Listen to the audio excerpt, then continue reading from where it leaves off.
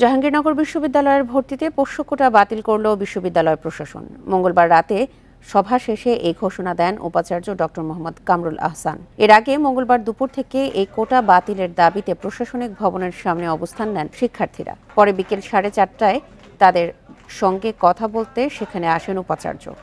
এ সময় তিনি সময় চাইলে শিক্ষার্থীরা সেই আহ্বানে সাড়া না দিয়ে বিকেল 5টা থেকে রাত 9টা পর্যন্ত 4 ঘণ্টা সময় বেঁধে দেন।